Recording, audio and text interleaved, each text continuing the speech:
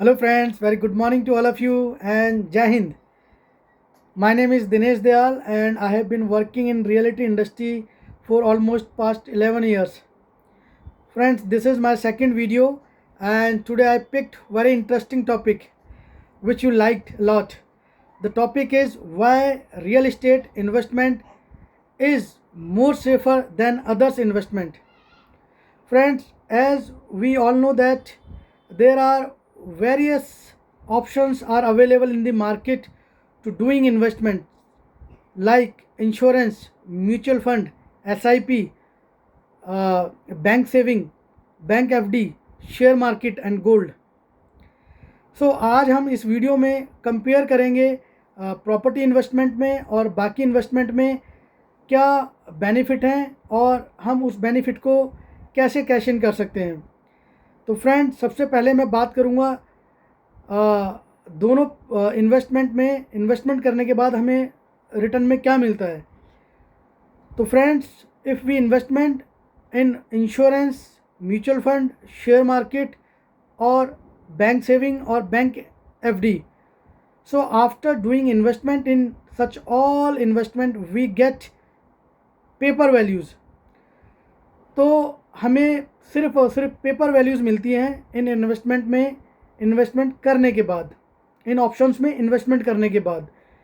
तो अगर मैं इंश्योरेंस लेता हूँ, म्यूचुअल फंड लेता हूँ, तो सिर्फ और सिर्फ मुझे पेपर पे ही उनकी वैल्यूज़ मिलेगी, राइट.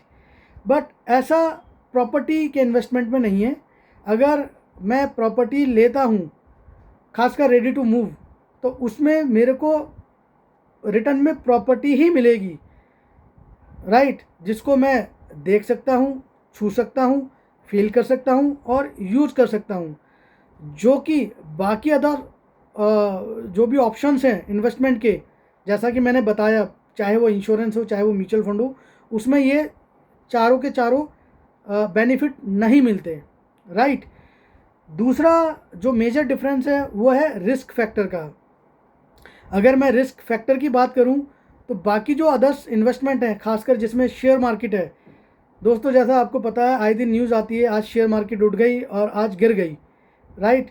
तो अगर सपोज़ करो कोई व्यक्ति जिसने रात को इन्वेस्टमेंट कराया और सुबह जब वो जागता है उसे पता लगता है कि शेयर मार्केट क्रैश हो गई, और ये अमूमन होता है मार्केट के अंदर, ये अमूमन हम सुनते हैं न्यूज़ के अंदर, न्यूज़पेपर्स में ये सब चीज़ें आती रहती हैं. तो आप ये सोचिए कितना बड़ा रिस्क फैक्टर है, राइट. अब मैं बात कर लेता हूँ इंश्योरेंस की. इंश्योरेंस, देखो जहाँ तक इंश्योरेंस का सवाल है, ये इन्वेस्टमेंट खुद के लिए नहीं होता, ये दूसरों के लिए होता है. अगर किसी ने इन्वेस्टमेंट कराया है, वो उसकी डेथ हो जाएगी तो उसका बेनिफिट उसकी फैमिली को मिलेगा. उसका जो इन्जॉय है, उसका जो उसको जो कैश इन कर रहे हैं वो अदर्स दूसरे लोग करेंगे, राइट. बट प्रॉपर्टी में ऐसा नहीं है. अगर आपने कोई रेडी टू मूव प्रॉपर्टी ली है या अंडर कंस्ट्रक्शन ली है प्रॉपर्टी, जो 1 से 2 साल में आपको हैंड ओवर होने वाली है, तो उसका जो फील है, उसका जो इन्जॉय है या जो उसको हम कैश इन कहेंगे, वो वही व्यक्ति करेगा या कर सकता है जो उसको इन्वेस्टमेंट करता है या जो उसको ख़रीदता है, ठीक है ना फ्रेंड्स. तीसरी मैं बात करता हूँ एक ऐसे रिस्क फैक्टर की जो कि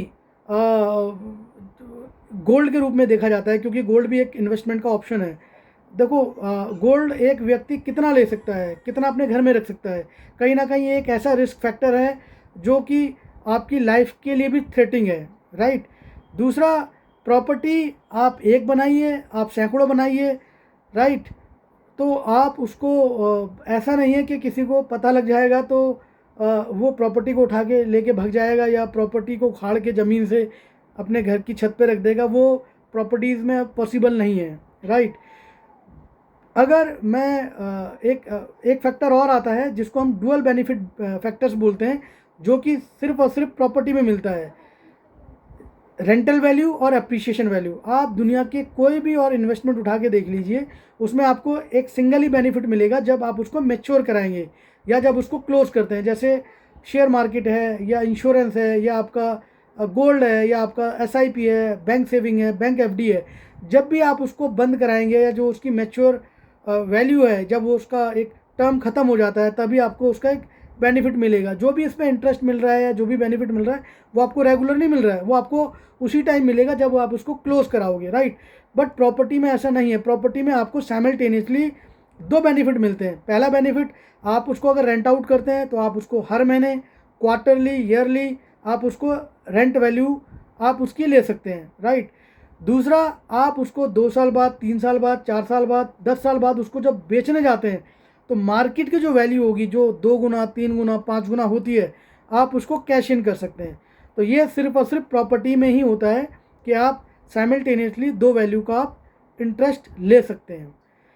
तो दोस्तों, मैं आशा करता हूँ कि आपको ये मेरा वीडियो पसंद आया होगा, और आप प्लीज़ इसको लाइक करिए, सब्सक्राइब करिए मेरे चैनल को, और प्लीज़ कमेंट्स भी ज़रूर करिए ताकि मेरे को हौसला मिल सके और कुछ नए आइडियाज़ मिल सकें, ताकि मैं अपनी आने वाली वीडियो को उन टॉपिक पे बना सकूं। फ्रेंड्स, तब तक के लिए बाय बाय एंड जय हिंद।